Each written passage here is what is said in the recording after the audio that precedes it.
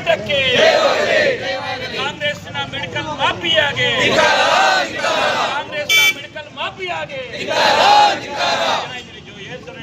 ಭ್ರಷ್ಟ ಕಾಂಗ್ರೆಸ್ ಸರ್ಕಾರಕ್ಕೆ ಜನೌಷಧಿ ಕೇಂದ್ರವನ್ನು ನಿಲ್ಲಿಸಲು ಹೊರಟಿರುವ ಕಾಂಗ್ರೆಸ್ ಸರ್ಕಾರಕ್ಕೆ ಭ್ರಷ್ಟ ಕಾಂಗ್ರೆಸ್ ಸರ್ಕಾರಕ್ಕೆ ಜನೌಷಧಿ ಕೇಂದ್ರವನ್ನು ನಿಲ್ಲಿಸಲು ಹೊರಟಿರುವ ಕಾಂಗ್ರೆಸ್ ಸರ್ಕಾರಕ್ಕೆ ಕಾಂಗ್ರೆಸ್ನ ಮೆಡಿಕಲ್ ಮಾಫಿಯಾಗೆ ಕಾಂಗ್ರೆಸ್ ಸರ್ಕಾರದ ಮೆಡಿಕಲ್ ಮಾಫಿಯಾಗೆ ಭ್ರಷ್ಟ ಕಾಂಗ್ರೆಸ್ ಸರ್ಕಾರಕ್ಕೆ ಬಡವರ ವಿರೋಧಿ ಕಾಂಗ್ರೆಸ್ ಸರ್ಕಾರಕ್ಕೆ ಜನ ವಿರೋಧಿ ಕಾಂಗ್ರೆಸ್ ಸರ್ಕಾರಕ್ಕೆ ಜನೌಷಧಿ ಕೇಂದ್ರವನ್ನು ರದ್ದು ಮಾಡಲು ಹೊರಟಿರುವ ಕಾಂಗ್ರೆಸ್ ಸರ್ಕಾರಕ್ಕೆ ಜನೌಷಧಿ ಕೇಂದ್ರವನ್ನು ರದ್ದು ಮಾಡಲು ಹೊರಟಿರುವ ಕಾಂಗ್ರೆಸ್ ಸರ್ಕಾರಕ್ಕೆ ಜನ ವಿರೋಧಿ ಕಾಂಗ್ರೆಸ್ ಸರ್ಕಾರಕ್ಕೆ ಬಡವರ ವಿರೋಧಿ ಕಾಂಗ್ರೆಸ್ ಸರ್ಕಾರಕ್ಕೆ ಮೆಡಿಕಲ್ ಮಾಫಿಯಾ ನಡೆಸುತ್ತಿರುವ ಕಾಂಗ್ರೆಸ್ ಸರ್ಕಾರಕ್ಕೆ ಜನ ವಿರೋಧಿ ಕಾಂಗ್ರೆಸ್ ಸರ್ಕಾರಕ್ಕೆ ಬಡವರ ವಿರೋಧಿ ಕಾಂಗ್ರೆಸ್ ಸರ್ಕಾರಕ್ಕೆ ಜನ ವಿರೋಧಿ ಕಾಂಗ್ರೆಸ್ ಸರ್ಕಾರಕ್ಕೆ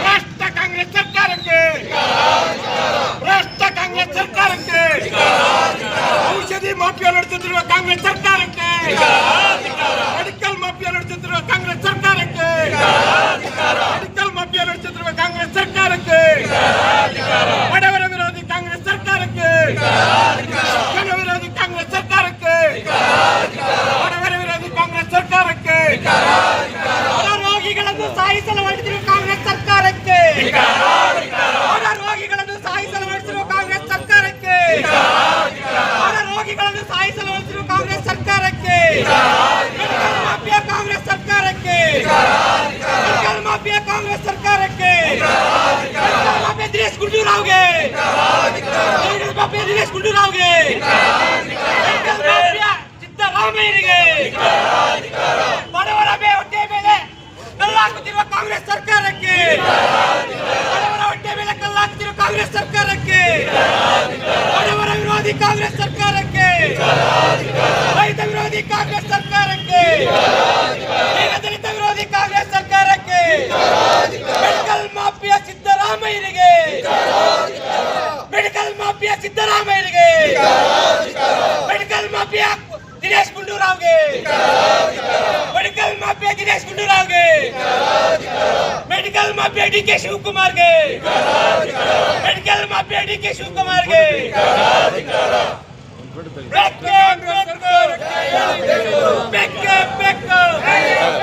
ಹೋರಾಟ ಹೋರಾಟ ಹೋರಾಟ ಹೋರಾಟ ಎಲ್ಲಿಯ ತನಕ ಹೋರಾಟ ಎಲ್ಲಿಯ ತನಕ ಹೋರಾಟ ಜನೌಷಧಿ ಕೇಂದ್ರಗಳನ್ನು ಮುಚ್ಚುತ್ತಿರುವ ಭ್ರಷ್ಟ ಕಾಂಗ್ರೆಸ್ ಸರ್ಕಾರಕ್ಕೆ ಜನೌಷಧಿ ಕೇಂದ್ರಗಳನ್ನು ಮುಚ್ಚುತ್ತಿರುವ ಭ್ರಷ್ಟ ಕಾಂಗ್ರೆಸ್ ಸಿದ್ದರಾಮಯ್ಯನಿಗೆ ಜನೌಷಧಿ ಕೇಂದ್ರಗಳನ್ನು ಮುಚ್ಚುತ್ತಿರುವ ಭ್ರಷ್ಟ ಆರೋಗ್ಯ ಸಚಿವ ದಿನೇಶ್ ಗುಂಡೂರಾವ್ಗೆ ಬೇಕೇ ಬೇಕು ಬೇಕೇ ಬೇಕು ಹೋರಾಟ ಹೋರಾಟ ಸರ್ಕಾರಕ್ಕೆ ಸರ್ಕಾರ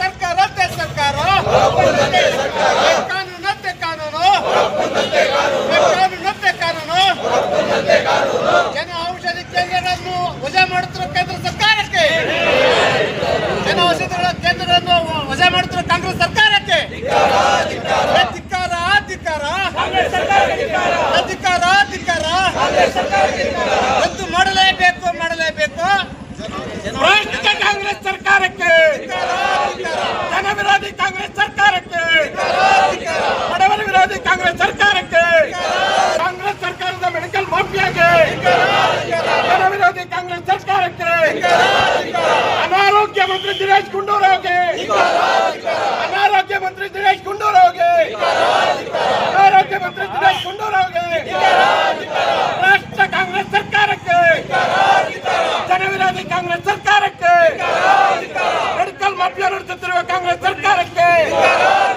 ಜನೌಷಧಿ ಕೇಂದ್ರಗಳನ್ನು ರದ್ದು ಮಾಡುತ್ತಿರುವ ಕಾಂಗ್ರೆಸ್ ಸರ್ಕಾರಕ್ಕೆ ಬಡವರ ವಿರೋಧಿ ಕಾಂಗ್ರೆಸ್ ಸರ್ಕಾರಕ್ಕೆ ಜನ ವಿರೋಧಿ ಕಾಂಗ್ರೆಸ್ ಸರ್ಕಾರಕ್ಕೆ ಭ್ರಷ್ಟ ಕಾಂಗ್ರೆಸ್ ಸರ್ಕಾರಕ್ಕೆ ಭ್ರಷ್ಟ ಕಾಂಗ್ರೆಸ್ ಸರ್ಕಾರಕ್ಕೆ ಭ್ರಷ್ಟ ಸಿದ್ದರಾಮಯ್ಯನಿಗೆ ಈಗ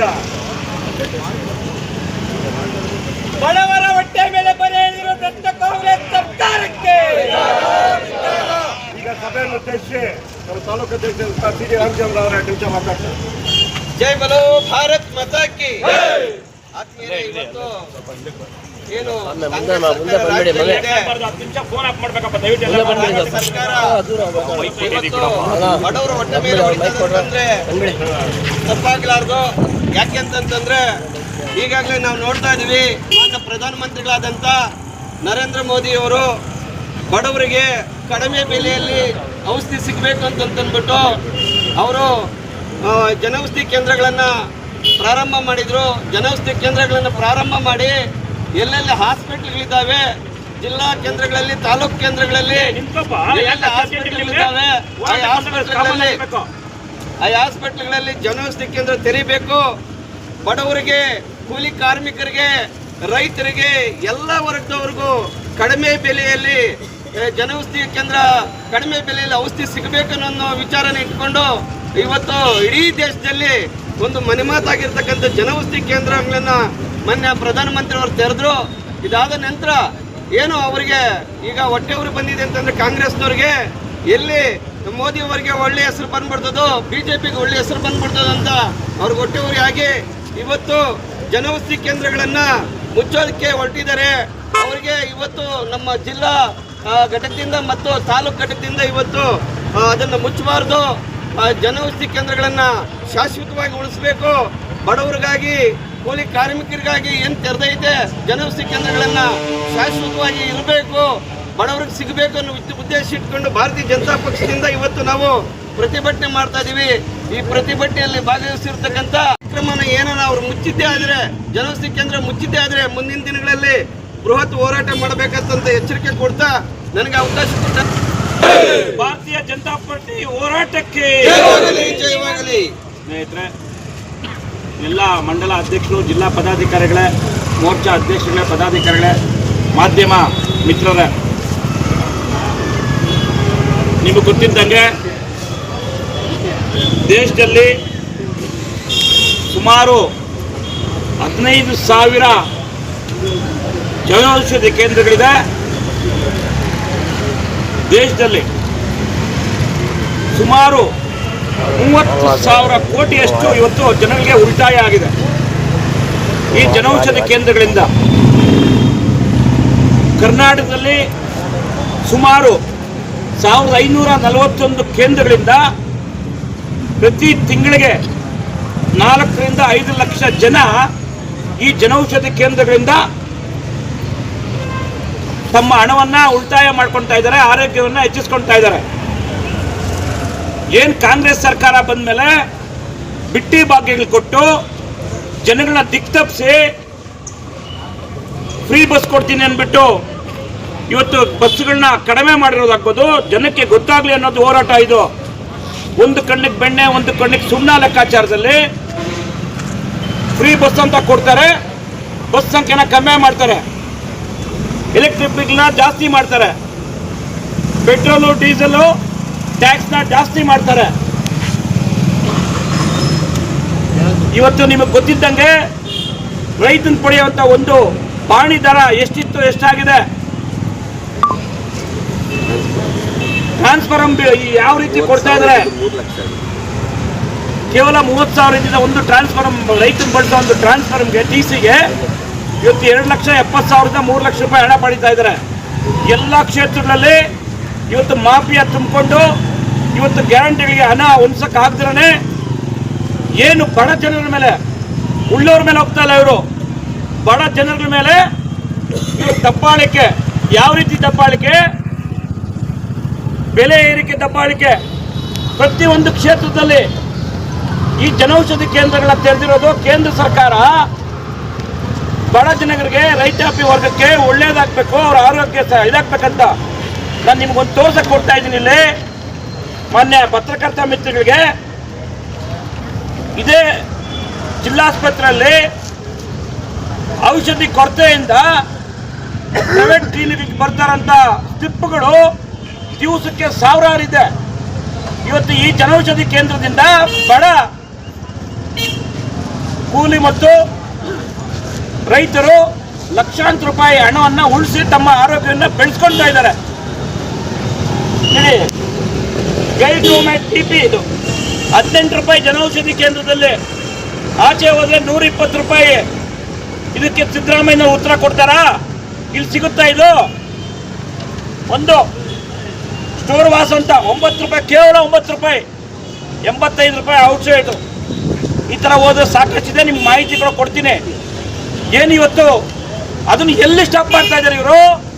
ಜಿಲ್ಲಾ ಕೇಂದ್ರಗಳಲ್ಲಿರುವಂಥ, ಜಿಲ್ಲಾಸ್ಪತ್ರೆಗಳಿರುವಂಥ ಅವ್ರನ್ನ ಮೋದಿಯವರು ಜನಪರ ಮಾಡಿರುವಂಥ ಒಂದು ಜನೌಷಧಿ ಕೇಂದ್ರಗಳನ್ನ ಉದ್ದೇಶಪೂರ್ವಕವಾಗಿ ಮೆಡಿಕಲ್ ಮಾಫಿಯಾ ಒತ್ತಡದಿಂದ ಸಾವಿರಾರು ಕೋಟಿ ಲಂಚ ಪಡೆಯೋಕ್ಕೆ ಈ ಒಂದು ಜನೌಷಧಿ ಕೇಂದ್ರಗಳನ್ನ ದಿನೇಶ್ ಗುಂಡೂರಾವ್, ಡಿ ಕೆ ಶಿವಕುಮಾರ್, ಸಿದ್ದರಾಮಯ್ಯನವರ ಸರ್ಕಾರ ಇವತ್ತು ಇದನ್ನ ಏನು ಮುಚ್ಚಕ್ಕೆ ಹೊರಟಿದೆ. ಇದು ಹೇಯ ಕೃತ್ಯ.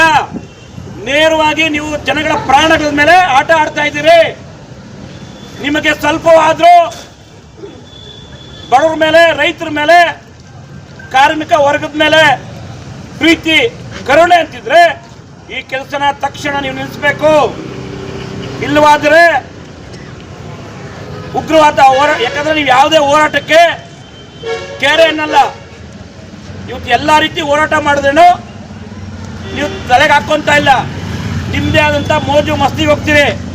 ಕೇಂದ್ರ ಸರ್ಕಾರದ ನರೇಂದ್ರ ಮೋದಿ ಅವರ ನೇತೃತ್ವವರು ಅಭಿವೃದ್ಧಿ ಪರವಾಗಿ ಸಭೆಗಳು ತಗೊಂಡ್ರೆ ರಾಷ್ಟ್ರೀಯದಲ್ಲಿ ಭಾರತದಲ್ಲಿ ಎಲ್ಲ ವಿರೋಧ ಪಕ್ಷದ, ಕಮ್ಯುನಿಸ್ಟ್ ಪಕ್ಷದ ಮುಖ್ಯಮಂತ್ರಿಗಳು ಹೋಗ್ತಾರೆ. ಇವ್ರು ಯಾವುದೋ ಒಂದು ಬೀಗ ರೂಟಕ್ಕೆ ಹೆಲಿಕಾಪ್ಟರ್ ಹೋಗ್ತಾರೆ. ನಿಮಗೆ ರಾಜ್ಯದ ಜನರ ಬಗ್ಗೆ ಎಷ್ಟು ಕಾಳಜಿ ಅಂತ ನಿಮ್ಗೆ ಗೊತ್ತಾಗ್ತದೆ.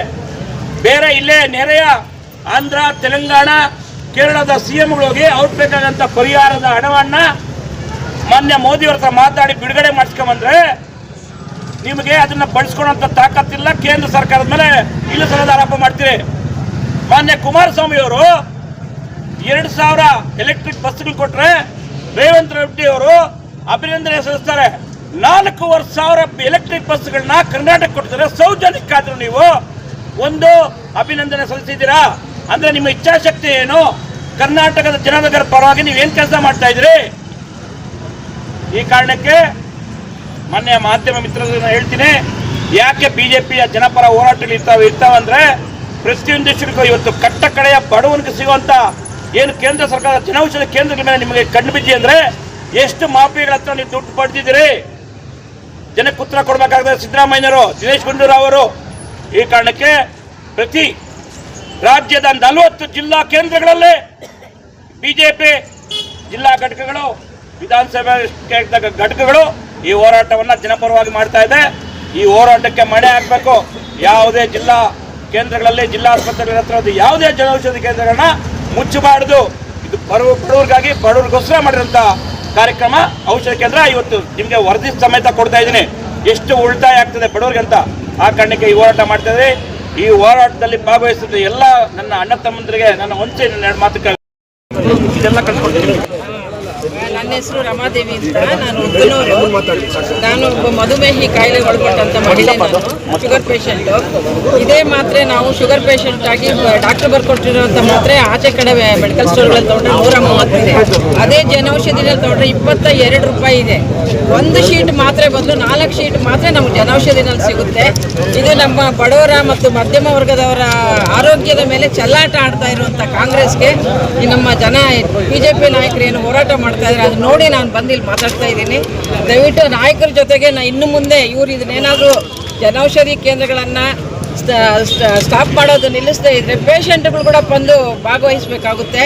ಇನ್ನು ಮೇಲೆ ನಮ್ಮ ಪೇಷಂಟ್ಗಳು, ಶುಗರ್ ಪೇಷಂಟ್ಗಳಾಗಲಿ, ಬೇರೆ ಯಾವುದೇ ಕಾಯಿಲೆ ಪೇಷಂಟ್ಗಳಾಗಲಿ ಈ ಒಂದು ಹೋರಾಟದಲ್ಲಿ ಪಾಲ್ಗೊಂಡ್ರೆ ಅವ್ರಿಗೇನಾದರೂ ಆರೋಗ್ಯದಲ್ಲಿ ಹೆಚ್ಚು ಕಡಿಮೆ ಏನಾದರೂ ಆದರೆ ಭ್ರಷ್ಟ ಕಾಂಗ್ರೆಸ್ ಸರ್ಕಾರನೇ ಇದಕ್ಕೆ ಕಾರಣ. ದಯವಿಟ್ಟು ನಮ್ಮ ಮಾತ್ರೆಗಳ, ನಮ್ಮ ಆರೋಗ್ಯದ ತಂಟೆಗೆ ಕಾಂಗ್ರೆಸ್ ಸರ್ಕಾರ ಬರಬಾರ್ದು ಅಂತ ಕೋರ್ಕೊಳ್ತಾ ಇದ್ದೀನಿ. ಇಷ್ಟು ಹೇಳೋದಕ್ಕೆ ಅವಕಾಶ ಕೊಟ್ಟಂತೆ